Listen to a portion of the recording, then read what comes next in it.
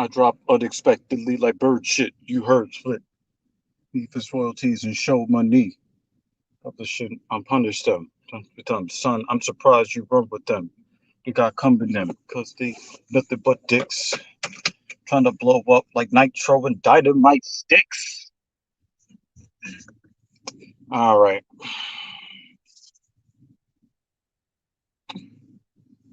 Oh boy. Trying to get my shit together.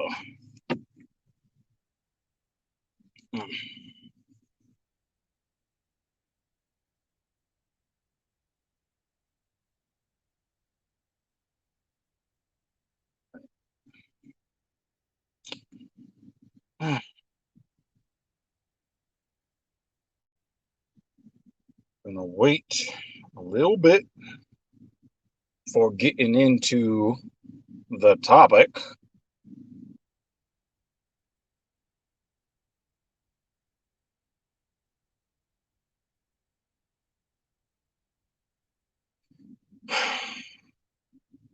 It's afternoon here in New York, motherfucking city.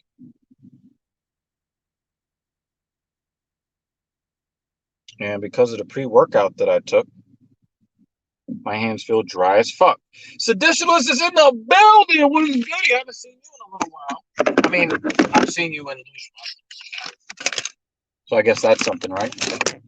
But yeah, man, it's good to see you in my chat for once. Today we're going to be talking about new music versus old music. Because apparently for some people, and I guess it doesn't really matter, what artist you're a fan of, this has been a debate that just never fucking ends.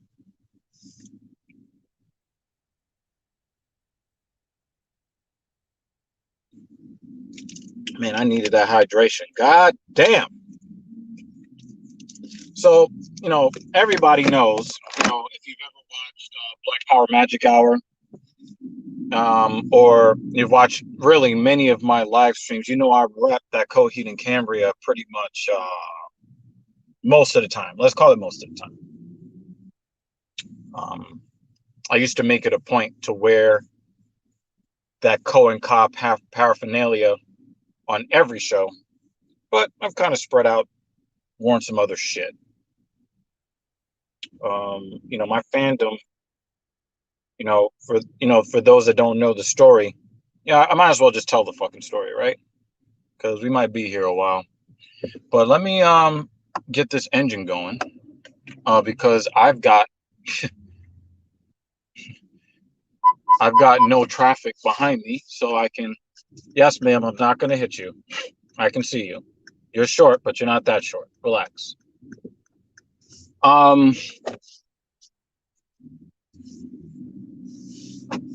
So some of you may or may not know, but my Coheed and Cambria fandom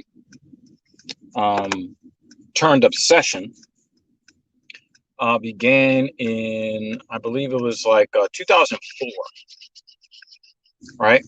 So back in the day, when I was like really struggling in life, and I think I had just been homeless and was trying to stay out of being homeless, and then was homeless again. The only thing that I had to like take the edge off of how fucking horrible and sucky my life was video games. So I took the very little bit of money that I made because, there's a GT53 AMG. Okay. I took the money, very little bit of money that I was making, because I don't know if many of you are aware, but here in the United States, about 40% of homeless people are employed. So, keep that in mind.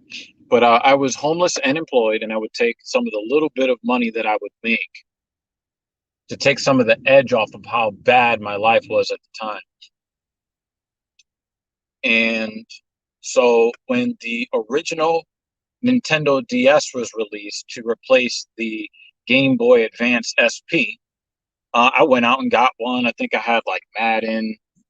Um, and yes, you're right about this traditionalist. I had, I think I bought like this Madden game, and I think I had like Super Mario DS or whatever. Like I had a couple of games that I would play the fuck out of. And then, like, not long after the Nintendo DS was released, um, the PSP was on the horizon, and the PSP was more expensive, and I knew that I didn't have the money to get both. So, and at this time, I was like 20, 21 years old. And this is really the only enjoyment that I could have. So, what I decided that I was going to trade in my Nintendo DS, which is probably the ugliest console ever made, the original Nintendo DS. And I traded it in to get a PSP, and I got one game with it, which was Darkstalkers Chronicles. That was the only, because the games were more expensive, and I had to trade in both of the games to get the PSP and one game, and add extra money to it. And so, I would play the fuck out of Darkstalkers Chronicle, and I uh, and then they had like this UMD, which is like it was like a sampler disc. It was a sampler disc that you could, um, it had like a couple of games that you could like play half a level of, and they had I guess they really wanted to position it as a multimedia, like a one-stop shop for entertainment on the go, the PSP, right? And so they had this UMD on there, and they had, like three music videos on there. They had, um, clips of like movie trailer, and I think they had, like I said, one half of a level of, some new game, because I guess they wanted to um, really show what the PSP could do. And I remember that there was a video from Crossfade there. There was um, there was a video for a song from a band that I just can't remember the name of, but the song that was on there was called Clubfoot. And I ended up kind of liking that song after hearing it, you know, over and over again. But then there was also this other band called Coheed and Cambria. And so I looked at this video and I was just like, who the fuck is this chick with the hair? And then you look and it's actually a face. I was like, that's a dude? That's a dude? That's a dude's voice? Like, this is a little strange. And I watched the video and it was like, you know,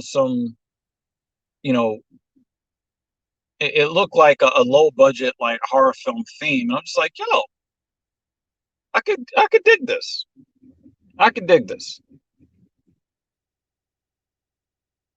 Because it looked like, I think the thing that really made me get into it um is that it really seemed like they were enjoying themselves while shooting this video.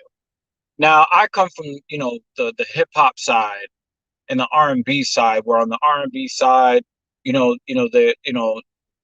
playing, the video vixen real close, and they're trying to dance all sexy. And then, in hip hop, it's about how much ice you got, what kind of car you got, how much money you can throw around. But, you know, this was one of the first music videos I had seen in a long time to that point, where it looked like there was a lot of personality that went into the shooting of the video itself. And I was remember being very impressed by the fact that these guys, A, looked like they were enjoying what they were doing, and B, it really looked like they liked being around each other. That's what I sensed when I watched the video. And then Um, I thought that the song was kind of simple, um, but I was able to follow the story of the music video. And at the time, I didn't know, of course, I didn't know anything about 78 Planets or, Heaven's Fence. I didn't know any of this shit. So I noticed that the lyrics didn't seem to really go with the song, but the video had a story that it was telling, and that was cohesive.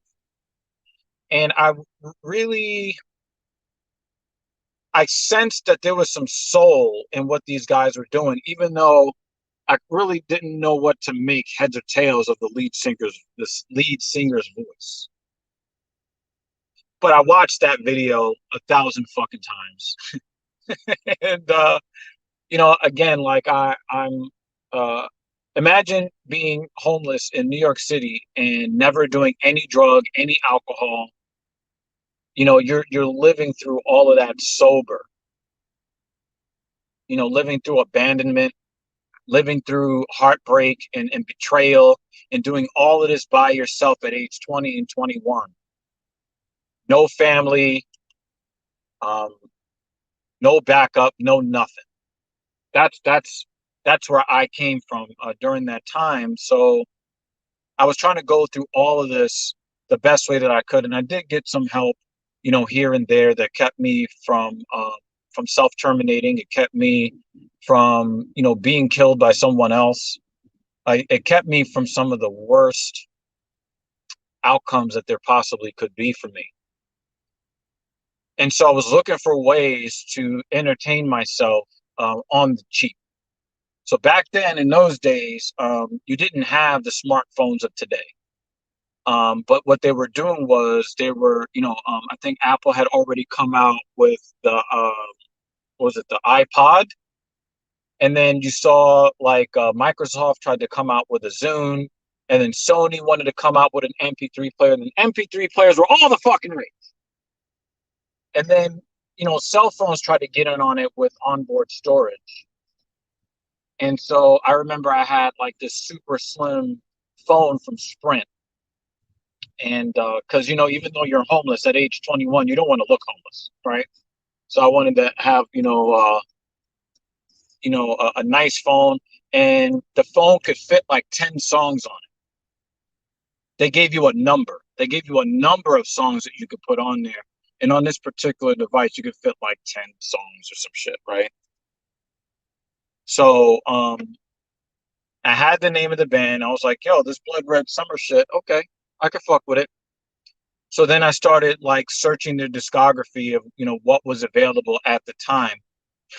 And then to try to get the most that I could out of it, I did two things. One, they allowed you to like kind of sample like the sound of like maybe 45 seconds of what a song sounded like. And they would charge 99 cents per song. So I was just like, well, I'm gonna look at the songs that like really sounded the most interesting in the 45-second clip, and I'm gonna choose the songs that were the longest songs that I could find.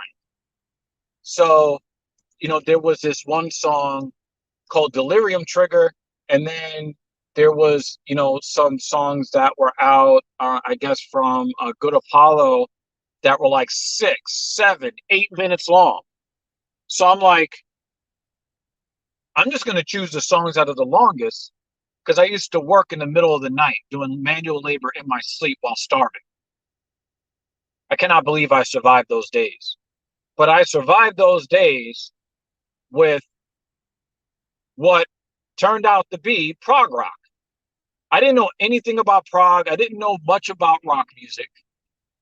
Um, I knew the rock songs that I knew growing up and that I liked. I kind of figured that out. That was cool.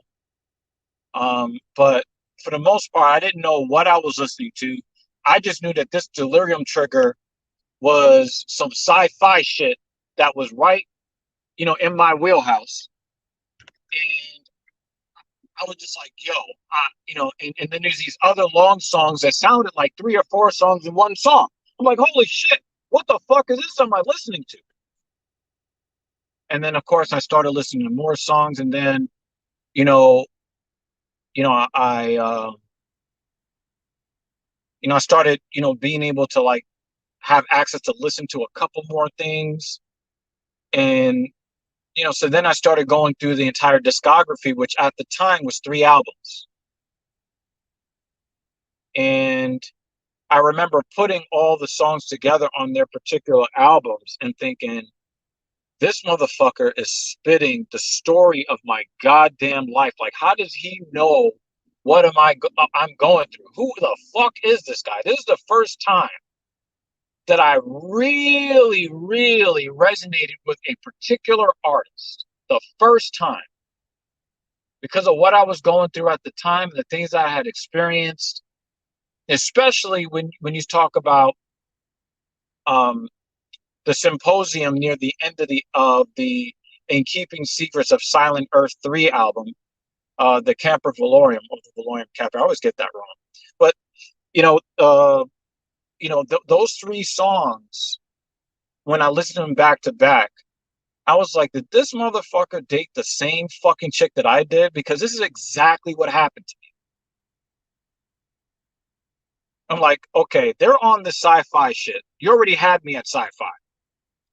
But now, like, you're speaking my life with your words.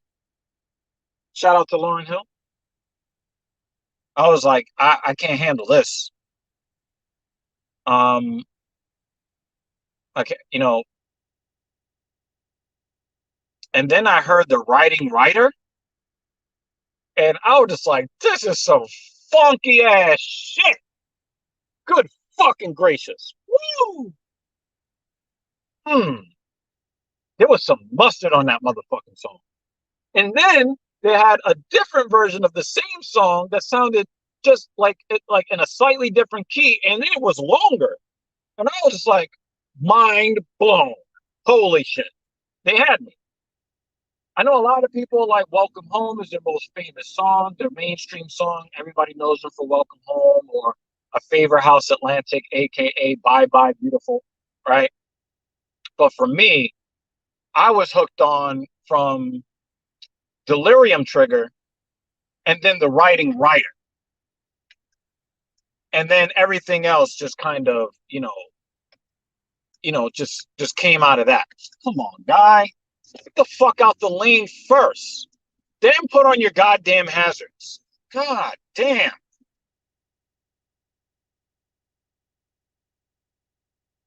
So this was like, you know, I I was going through a bad time in my life.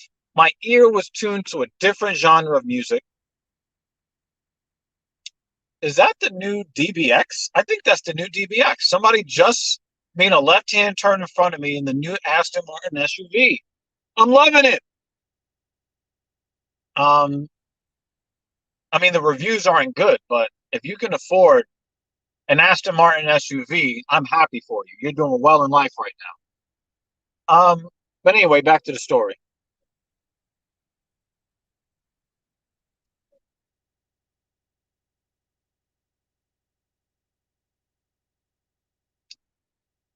Yeah, this driver just pulled out of a parking spot and was not looking, and almost hit a bicyclist just now. Not cool. You got to check your blind spots before you leave a parking spot, guys. Come on. You got to check your blind spot before pulling out. Yep, this is the DBX. I'm not in love with the rear body styling, but would I lease or buy the car anyway? Yes, because it says Aston Martin on it. So even though I'm not in love with the rear body styling, um, if I had the money, yeah, doing it. All right, Seditionalist, I'll check you later, buddy. Um, yeah, so I was going through all this shit. My ear was tuned to different genres of music, and man, it was I don't think that I get through that era in my life. I'm not sure that I either get through it at all or get through it intact the way that I did. Um, I don't think that either I don't make it at all, or I make it missing larger parts of myself without Coheed and Cambria. I'm just gonna put that out there. Um, so you know, you know, I, I, um, part of what drew me to the band are songs like "The Back End of Forever" and "Al the Killer," specifically because of the trauma that I had just suffered less than a year previous. Okay, and this is kind of like where I'm getting into the point of what I want to talk about.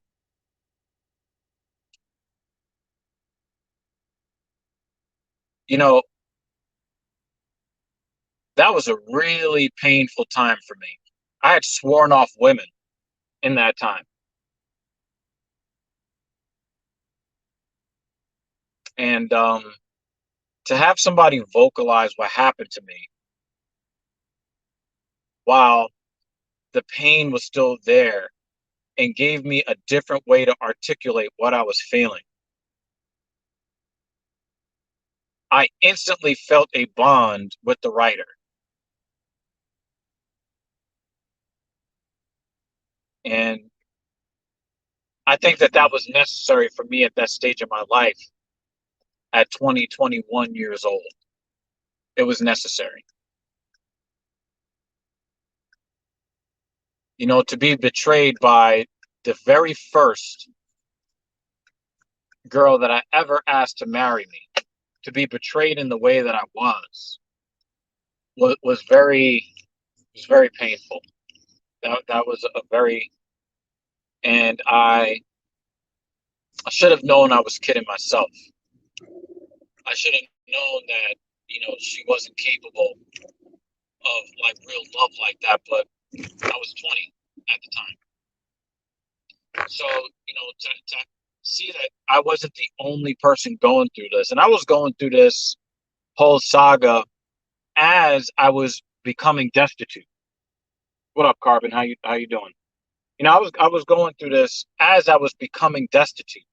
So that's a lot of trauma to suffer all at the same time. So a lot of the angry songs that were there, a lot of the hurt songs, I identified with them heavily.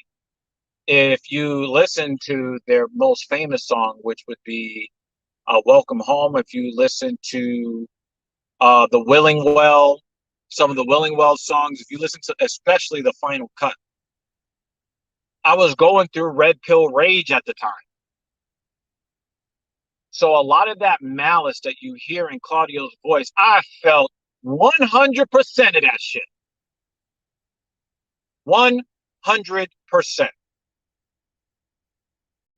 I spent 2 years celibate, 2 years alone after what happened to me.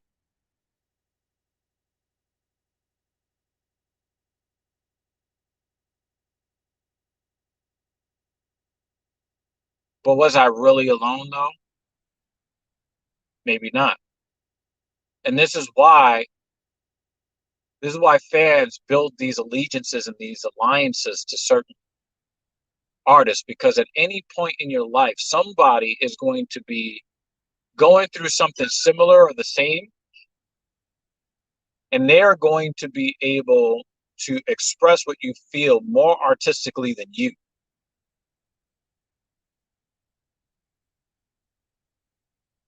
And Claudio Sanchez did that for me. Makes me very emotional thinking about it.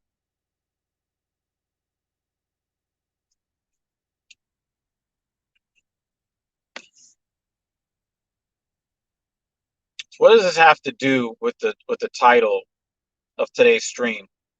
New music versus old music. Well, I'm 38 years old now. I've lived almost twice as long as when I first discovered the band. And if you look at Coheed and Cambria's discography, you will see um, there's almost an innocence in the art. You will see that there's almost an innocence in the art in the Second Stage Turbine Blade. I mean, the very first song is a tribute to his brother and sister, right?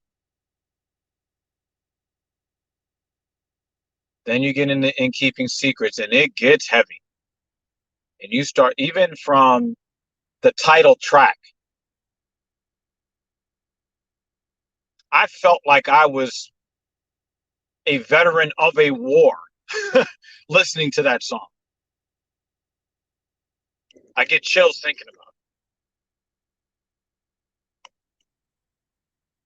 it. And the intensity never really lets up until you get to A Favorite House Atlantic. And then he completely kills your emotions with The Light in the Glass. Okay. What up, Teamer? How you doing, buddy?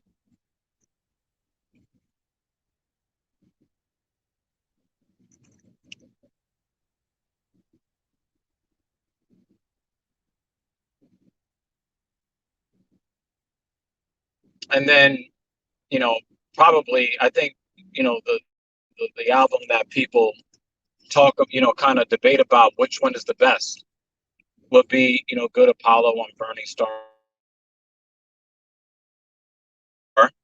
Keeping Secrets. But when you get into that third album, there's a lot. There's a lot going on there emotionally. There's a lot of anger. There's a lot of anger. There's a lot of anger, and you can feel it. And going forward into Good Apollo 2, when for those that don't really know, after Good Apollo 1 was released, they had a lot of inner turmoil within the band, going through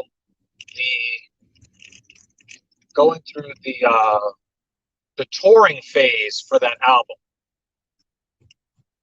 and that resulted in the hiatus of the bassist and the drummer. And so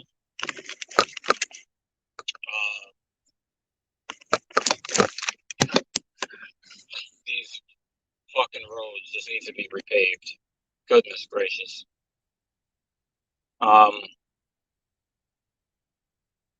So, the fourth album was recorded with, a drummer from another well-known band. There was a lot going on there, and you can also tell that there was a lot of pain and anger, but just directed at somebody else. You can tell. So when you go through the first four albums, if you're going through a rough time in your life, where, if you're in that red pill rage phase, yeah, Carbon, I'm headed home. If you're going through that red pill rage phase of your life, and red pill doesn't have to necessarily be, if you're a woman that has had bad experiences with men, then you swear off men, or vice versa. People have red pill rage from being betrayed by family and friends, business partners, whoever. Okay, having problems with coworkers, whatever. Everybody goes through some kind of red pill rage at some point in their life,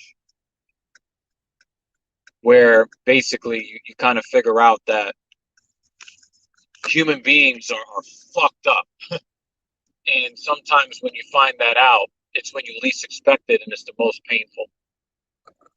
So if you're going through any kind of red pill rage, the first four albums are going to resonate with you. But when you start to get into the other albums that come after that, the Afterman, Ascension and Descension, when you get into uh, Year of the Black Rainbow, uh,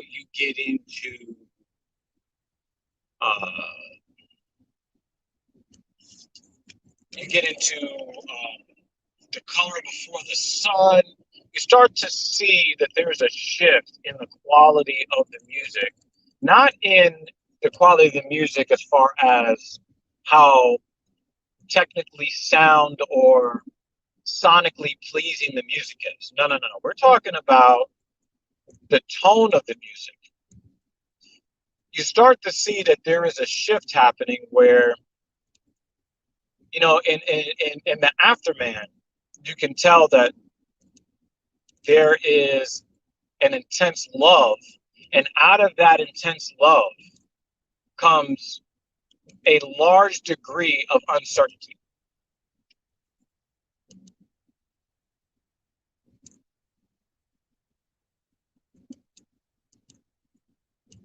He's unsure of himself. He's got a lot of fears. And it's almost like the writer, why is this guy driving an 18-wheeler and he's driving with his fucking turn signal on? Thank God I'm fucking exiting. Come on, guy. Anyway, you tell that there's some sort of angst there, but not the type of angst that comes from loss, but from gain that you're not quite sure of the stability of. You don't know if the positive feelings that you're feeling are going to be fleeting or are they going to stay with you. You don't really know. And then if you follow the albums, you'll be able to see that the writer is experiencing something very different in his life. And you get to see the entire trajectory of a young man's life growing into a full grown adult all the way to the middle age years.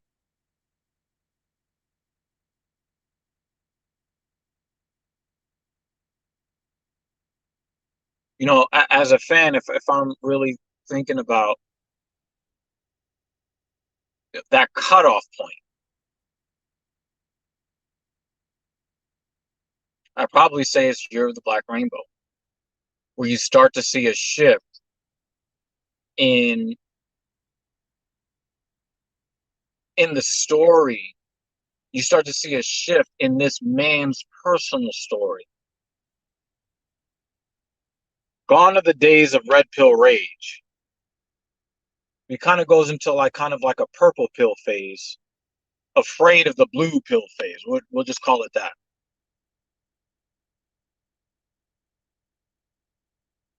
And as he grows as a man, the spirit in the music also shifts. There's one particular song on an album that most fans dislike, the album being The Color Before the Sun. I enjoy the album thoroughly, except that there's one song on there that's too, how should I say, it's too traumatic, because I know that that will be the um,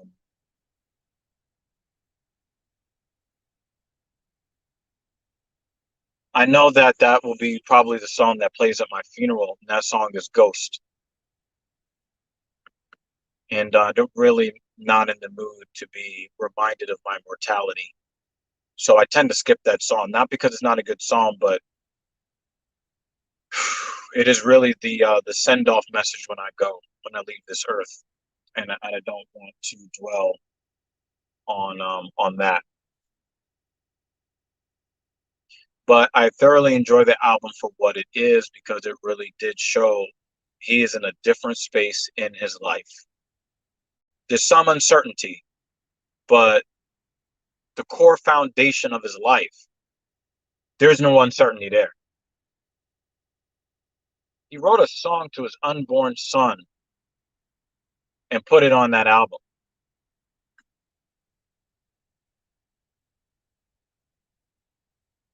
And I just thought that it was just one of the more beautiful songs I had ever heard.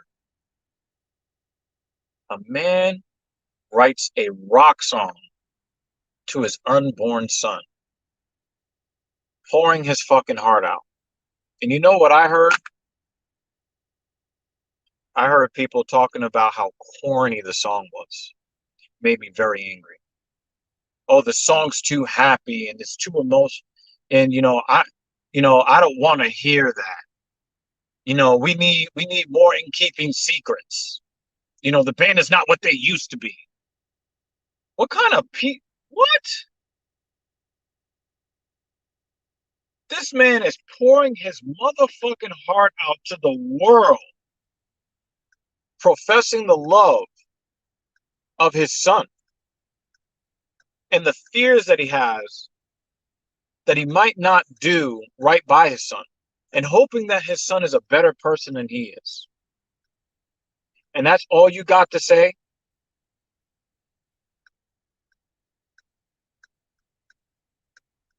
The song's too happy. Writing a song, to your unborn son is so corny. Where the fuck do you get off? And the insinuation that he needs to make more sad music and more angry music, more red pill music, just because you didn't grow in life doesn't mean that other people can't. Why should he have to make the same album that was born out of extreme emotional pain? Why should he have to keep writing that album over and over and over again to satisfy, your morbid desire to commiserate and wallow in self-pity? Where do you get off? We need more pain music?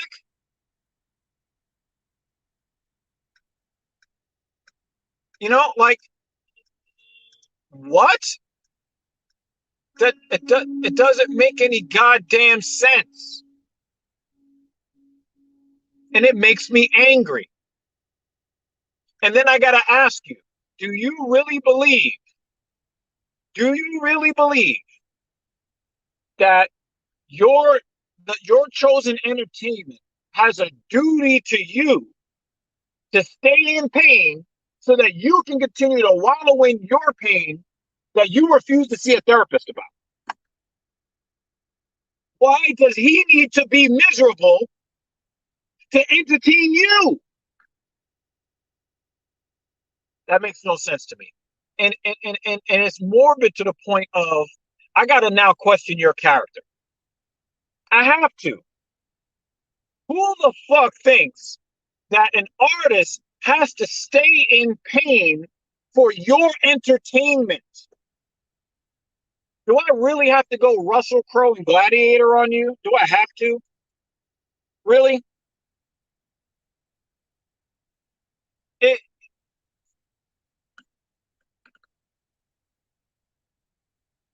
so all of this comes about as Coheed and Cambria releases another song.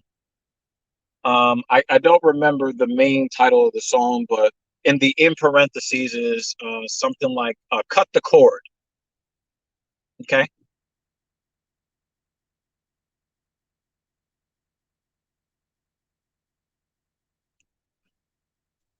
In the song, it is very clear that he's moving through another stage of fatherhood. So if in this story, it might be about whoever the characters are, but it preparing a message for his own son. And then here comes the post about how Coheed and Cambria aren't what they used to be. The song is too happy. They're not, you know, maybe I'm just not a fan anymore. Maybe I've outgrown them. No, nigga, you haven't grown at all. If you have a problem with a sonically pleasing art piece that does not feature abject misery, And all you can think is, wow, maybe it's time I need to cut the cord because, they used to be my favorite band, but, they're not miserable anymore. So I need to get up out of here. No, that is not that is not an indictment on the artist. That's a self-indictment. You are showing more about yourself with that take than what you're saying about the author, the writer.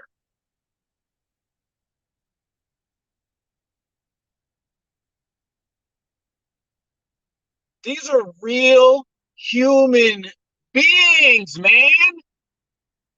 And I use the example of Chester Bennington. I don't like Linkin Park. I think their music sucks. And you can blow me if you think differently and got a problem with it. However, when Chester Bennington committed suicide, I was immediately moved to depression. Why? Because I saw a man that lived his whole adult life under the purview of fickle fandom. One day they like this, one day they like that. None of A lot of you think being a rock star is so great. What you don't understand is that your life is no longer your own. Your existence is a spectacle, and it's unfair. All of this pressure on artists to stop making their art from where they are in the stage of their life that they are. No, now they feel the pressure that they got to make what you like. It's unfair. You want me to be something I'm not anymore to satisfy. I don't understand. And it makes me very angry because of the implications. Mr. Sanchez has made it clear time and time and time and time and time again that he makes these sci-fi storylines basically as a way to hide what's going on in his life and what's going on in his heart and in his mind. So he can express himself without just airing out all the dirty laundry.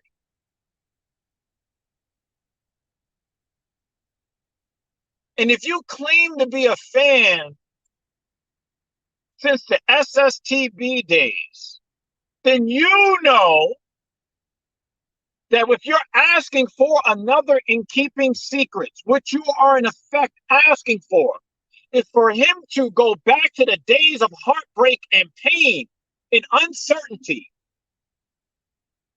Why would you want that for somebody you claim to love?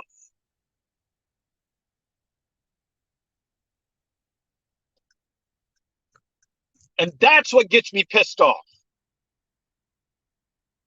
These people were not born for your amusement.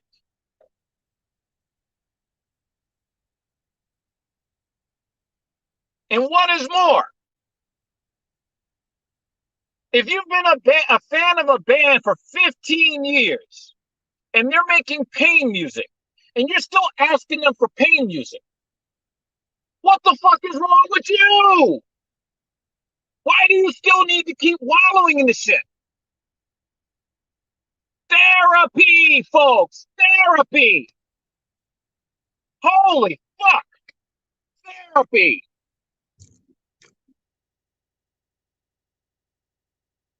Some of y'all niggas, man. Holy fuck. I am not going to sit on this block for 15 minutes. That's not happening. That's not happening. So I just wanted to say what I wanted to say on the subject.